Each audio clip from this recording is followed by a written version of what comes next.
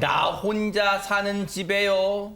어느 날 뚜뚜뚜뚜 문이 열리고 누군가 들어온다면 온몸에 소름 쫙 돋겠죠. 김유진 아나운서. 네, 2019년 7월에 실제로 있었던 일입니다. 한 여성이 저녁 시간에 자신의 집에 있었는데 누군가 현관 도어락을 열고서 문을 열고 들어온 거예요. 어허. 그런데 깜짝 놀라서 보니까 바로 윗집 사는 남자였습니다. 대박 사건. 하재관 평론가 이게 네. 어떻게 가능한 거예요? 그러니까 저도 황당한데 네. 서울 강북구의 한 빌라에서 있었던 일이라고 하는데 어허. 이 여성이 집에 있는데 누가 갑자기 띠띠띠띠 누르고 비밀번호를 누르고 들어왔다는 거예요.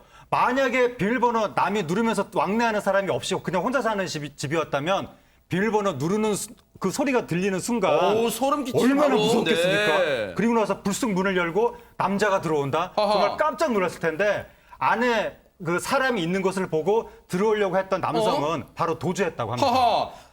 그 여성분, 피해 여성분 얼마나 놀란 가슴을 쓸어내렸을까요? 안진용 기자님.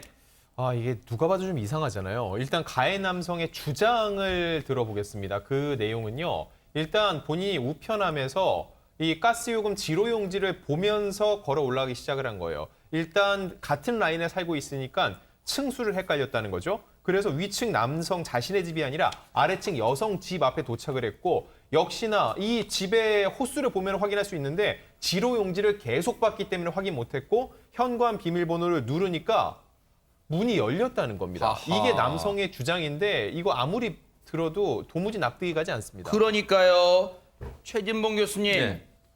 그렇다면 위층, 한층 위에 3층의 자기 집과 2층 여성의 집의 비밀, 도어락의 비밀번호가 같았단 얘기예요? 번호 자체는 같았어요. 그런데 네. 뭐가 다르냐면 순서가 달라요. 아하. 그러니까 예를 들면 1, 2, 3, 4, 5라고 가정을 해보겠습니다. 그 순서가 1, 2, 3, 4, 5로 돼 있는 게 아니라 5가 먼저 가고 뭐 4가 아하. 뒤에 가고 이렇게.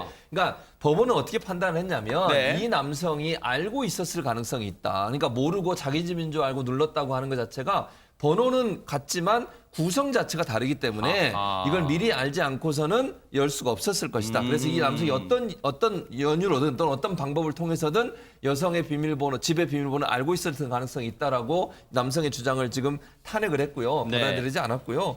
두 번째는 이 가해 남성이 현관문을 열 때 깜깜했다. 즉 센서등이라고 그러죠. 보통 우리가 네. 도어 앞에 가면 불이 자동으로 그렇죠. 켜지게 돼 네. 있잖아요. 그게 어두웠다 이렇게 진술을 했는데 센서등이 켜지고 있는 거예요. 아하. 그러면 법원의 판단은 이것도 거짓에 가깝다. 아하. 믿기 어렵다고 얘기를 하고 있고요. 네. 그리고 이제 비밀번호를 이렇게 두 가지 이런 상황으로 봤을 때 법원의 판단은 이 남성이 이미 다른 방법으로 여성의 집의 비밀번호를 알고 있었을 것이고 일부러 들어갔을 가능성이 있다. 즉 실수로 들어갔다는 남성의 주장을 받아들이지 않았습니다. 아하. 이 사안이 재판까지 갔다는 얘기는 이 사건 이후 그 집에 들어오려다가 주랭랑 친 이후 김유진 아나운서 그러면 곧바로 현장에서 이 남성이 붙잡혔다는 얘기예요? 이렇게 신원은 확인이 됐지만 곧바로 체포되진 않았던 것 같습니다. 허허. 왜냐하면 범행 다음 날 이 남성이 여성의 집에 익명의 편지와 음료수를 두고 갔다고 하는데요. 심지어 이틀 뒤에는 주거지를 벗어나서 여행까지 떠났다고 합니다. 허허. 법원은 남성의 이런 태도가 자신의 행동이 단순 실수로 생각하는 사람의 태도로는 보이지 않는다고 판단을 했고 지난 15일에 1심 재판이 있었는데 징역 4월에 집행유예 2년이 선고됐다고 합니다.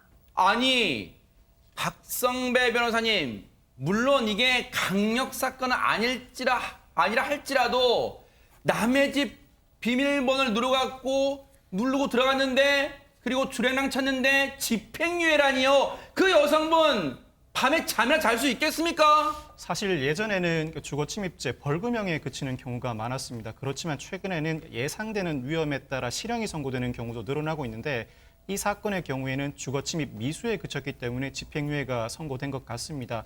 향후 검사가 항소한다면 형이 더 늘어날 여지도 있는데 문제는 처벌도 처벌인데 무엇보다 피해자가 안심하고 살 수 있어야 한다는 것이죠.